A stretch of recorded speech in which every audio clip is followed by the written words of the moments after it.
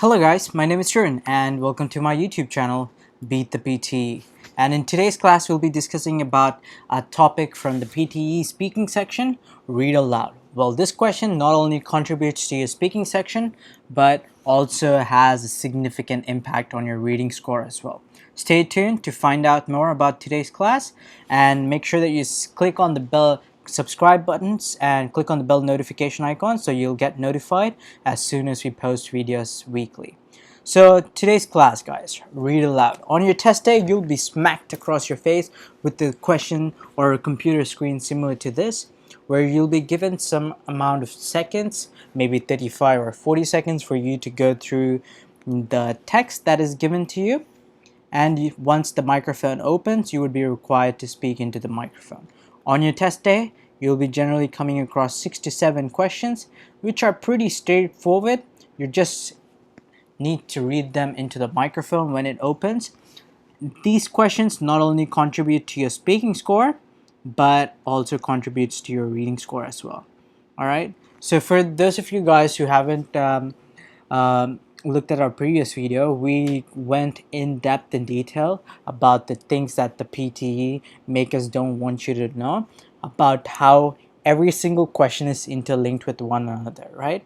So if you guys are struggling in your reading score for this in your PTE academic test, maybe you need to improve on your speaking, because speaking not only contributes to your speaking score, it also contributes to your reading and as well as your listening scores as well. All right. And we do have some really most frequently asked repeated questions for the read aloud questions. And let's just dive into them. So what are the tips for tackling these sort of questions? Generally, guys, there are a couple of tips which will help you to nail down these questions. And what you need to do is, what I generally tell them is, speaking section, guys, it's scored under 3 different criteria, right? One is oral fluency, which is the predominant one. That is the number of words that you speak in a given amount of time. So if you're have a strong influence on that language, you'll be able to speak fluently without any pauses. For example, let's just take your mother language, right? Or your mother tongue, or the language that you speak at home for all the international students, all right? You'll be able to speak rapidly without thinking because you're really comfortable and flexible with that language, right? So that's what the computer is searching for you to have a good oral fluency that emphasizes that you have a really good command on the English language, or at least you can speak the English language fluently and you can convey your ideas. Yeah. And the next one is the pronunciation. Pronunciation is how well you pronounce the words.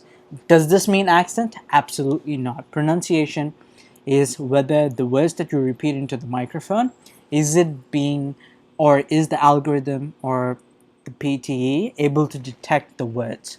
In other sense, if you're able to speak clearly into the microphone, and for example, if Google Dictate or Speak can detect at least 80% of what you're saying, you should be good over here. All right. And the last thing that the speaking score is being evaluated for is content. For read aloud, content isn't that important when compared to oral fluency and pronunciation. Content comes into play when you're tackling read, tell, lecture questions, because here the content does have a significant impact to your listening score because you're listening to the content. All right. And that's the thing. So, and the second thing, what I tell my students to practice for the oral fluency for these questions is that try to speak the sentence in such a pace that you don't use all the 35 seconds to speak into the microphone, that you're able to finish off the sentence around 3/4 of the time or 1/2. I generally do see that some people try to finish off in 1/2, but it sometimes becomes too rapid and you don't give a proper pauses for this. But I always tell my students to speak at a natural pace and make sure that you finish around 3/4 of the recording status. All right. And that's another tip. And for the premium students, we do offer another premium strategy where if you come across a typical word, what are you supposed to do in those sort of situations? so that it does not significantly impact your oral fluency score for that sort of task. All right, so we do have a couple of frequently asked repeated questions which are being asked recently in the PTE academic score, which our R&D team has located. So let's just have a look at the first one, guys. What we'll do is I'll give you 35 seconds for you to go through the questions, okay? And once the 35 seconds is done, I'll count you guys down, and you just need to repeat the sentence as much as possible within the 35 seconds. It's just for a practice session, guys. It's just for fun. Just see if you can tackle these questions. If you come across typical words, um, try to see how you can pronounce them. So what I always do tell my students is to use the 35 seconds or the 40 seconds that the computer gives you, and before each task, to go through the tough words or the hard words which you might have difficulty while you would face while repeating into the microphone. Okay. Yep. And let's have a look.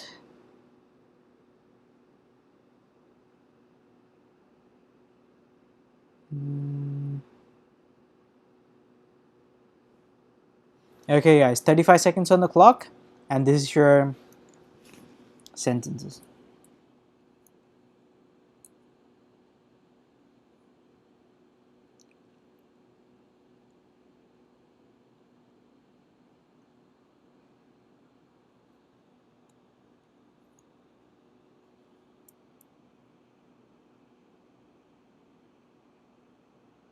Okay, have a look through the typical words in here. Okay, 30 seconds, guys, 5 more seconds, and after that you need to repeat it back in. Okay, 35 seconds. Guys, this is how I would have tackled down my 35 seconds. I would have went through the whole thing, and I would have identified a couple of words which would be typical to, like, such as hemispheres, okay, behaviors, analytic. Yeah, so these are the words that I would have considered them as typical. I'll give you 35 seconds for you to repeat it into the microphone, guys.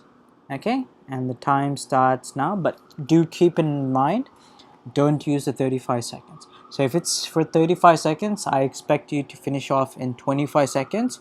So I'm giving 25 seconds on the clock, and let's go. And your time starts now.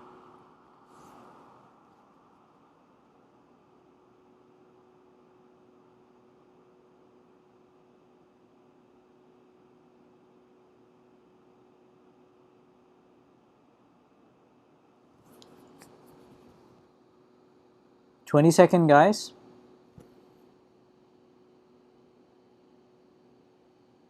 Okay, 25 seconds. So were you able to repeat it within 25 seconds? I understand I could have given you 35 seconds for you to do this, but 25 seconds is the ideal time, around 3/4 of the, approximately around the 3/4 mark. Okay, and what I tell all my students is, have a look at this. All right, in the speaking section, okay, if the microphone opens and you don't speak anything for 3 seconds, it'll automatically stop and go to the next question. All right, at any cost, speak into the microphone. Okay, this is how I would tackle the question. I'll start down, I'll reset my clock. Okay, I'll reset, and this is how I would have repeated into the microphone. Okay, 3, 2, 1, go. The brain is divided into two hemispheres, called the left and the right hemispheres. Each hemisphere provided a different set of functions, behaviors, and controls. The right hemisphere is often called the creative side of the brain, while the left hemisphere is the logical or the analytical side of the brain. So I was able to finish this off in 18 seconds.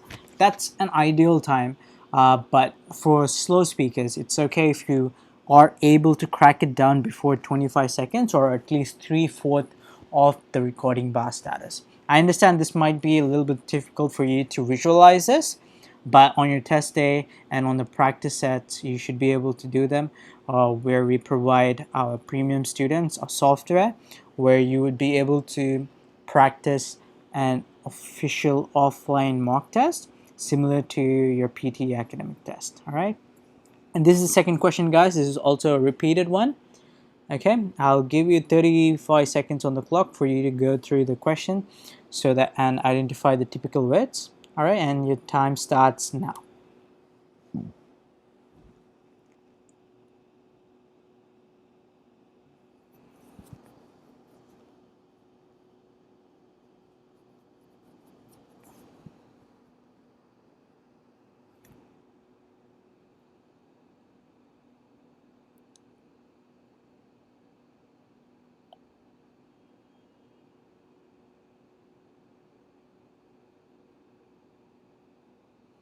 30 seconds, guys.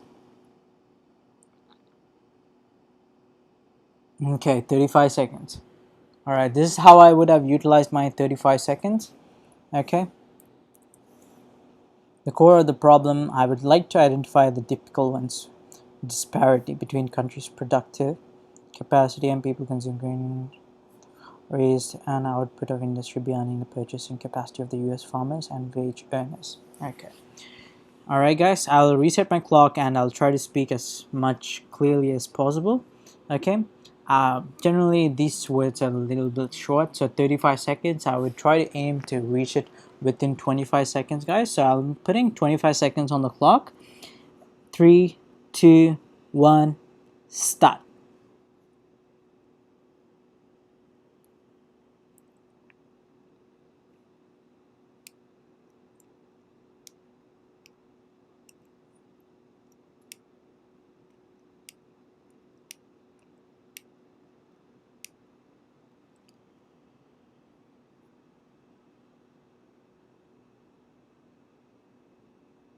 Okay guys, 25 seconds, that's done. I hope you guys were able to finish the audio, like repeating into the microphone. Let me try it. So 3, 2, 1, stop. The core of the problem was the immense disparity between the country's productive capacity and the ability of the people to consume. Great innovations in productive techniques during and after the war raised the output of industry beyond the purchasing capacity of the US farmers and wage earners. Stop. 18 seconds again. So I was able to finish off within 25 seconds. Keep that as a benchmark, guys. So what I want you guys to do is always try to finish it off within 3/4 of the time at any cost, and I repeat, any cost. When the microphone opens, does not be silent for more than 3 seconds. Always speak into the microphone as soon as it opens. All right? Okay, and this is the third question for today, guys. And I'm going to put 35 seconds on the clock, and your time starts now. Go. Try to locate the typical words that might have come in this one. It's pretty straightforward. That's why I'm giving you 35 seconds for these. These are not the lengthier side. These are similar to like a shorter length read aloud questions. Okay? 20 seconds.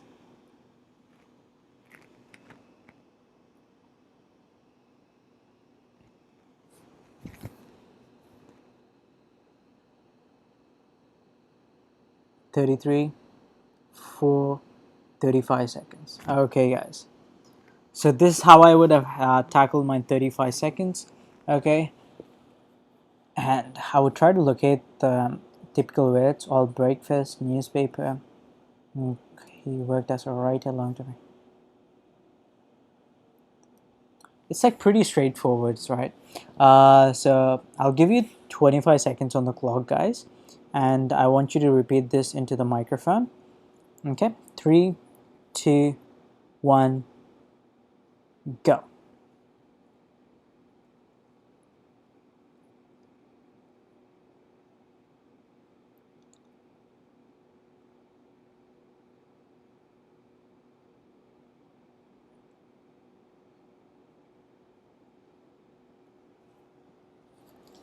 20-second, guys.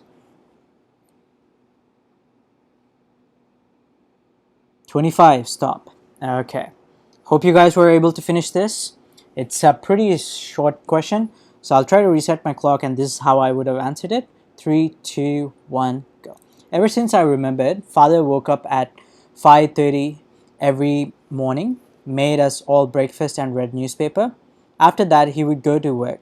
He worked as a writer. It was a long time before I realized he did this for a living. So 15 seconds, guys. This was a pretty short one, and hope you were able to solve it within 25 seconds of the stopwatch. I understand. I'll try to, in like the next time that we face it, like we'll try to get a sort of like a progress bar similar to your PT academic exam, so it'll be easier for you to track your progress. Okay, and that's it for today's class, guys. And if you really enjoyed it, do show us your support and go on to our website at which is present in the link in the description below. For the students who are interested in purchasing our question bank, which has a collection of the most repeated questions recently. Okay, we offer 3 different packs. One is $30, $50, and $20, $120. These subscription packs have vary in terms of duration, where the $30 gives you access for 2 weeks, while the $50 subscription pack gives you access for 4 weeks, and the $120 subscription pack gives you access for 12 weeks. So our flagship one is the $50 one, because generally we encourage our students to prepare for at least 4 weeks before tackling the PT academic exam if they're aiming for 79 plus, because there are a couple of things that the computer looks for. It takes some time for you to get into that tempo. Okay, but if students are just aiming for 65 plus, or if they're just trying to come into Australia or New Zealand for their education, 65 plus should be more sufficient, and they can go for the 2 weeks coaching package that we provide them with. And 79 plus is for the students who are trying to get their permanent residency, because 79 points carries a total of 20 points to your PR application in Australia. So yeah, it's pretty drastic, and it's pretty life-changing points as well.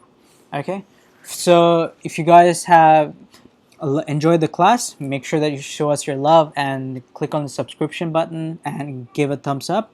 If you didn't like the class, and if you think that there is some area where I need to improve in my teaching methodology, the other thumbs down button seems to be working out as well. We do appreciate your comment and your feedback. Until next time, see you then. Bye.